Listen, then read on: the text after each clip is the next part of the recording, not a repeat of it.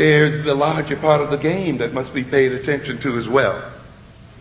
And recognize that basketball, football, soccer, and other things are primal male games, and ultimately are games of war, and involve themselves about the defense of territory. The line that runs down the center of the basketball court is a borderline. It separates two antagonistic forces. And the major problem there is to defend your territory against incursions from the other side. And to what? Invade and take from the other what one must take in order to win and to survive. And it's interesting to see a whole psychology operating there. The psychology of teamwork, the psychology of organization, the psychology of morale, the psychology of hierarchy with captains and guards and other people operating there to defend territory and to defeat the enemy. And yet to see black men play that game and miss all the points.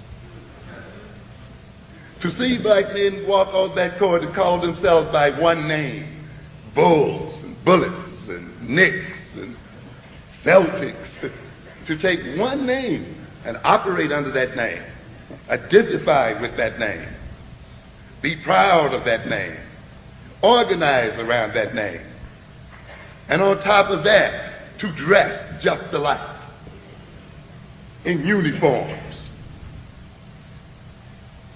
Yes,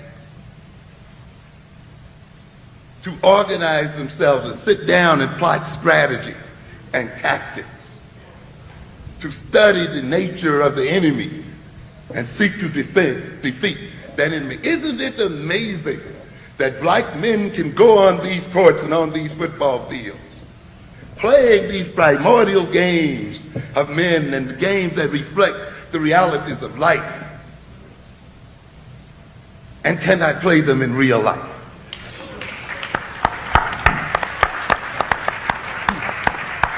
And can only play them under the courtship and the management of white men. Create billions of dollars of wealth playing for pennies. $5 million a year is no money when you're creating 2 and 3 billion or more. Going into a ring, knocking another man's brains out for $20 million is no money when the match itself generates over $200 million to $300 million. And you got a bunch of jokers out there living vicariously through this battle. And so you've got a bunch of men who will take one name, Bulls and so forth, and wear one uniform. And when they come off the court, you say then, why don't we call ourselves African? I'm an individual.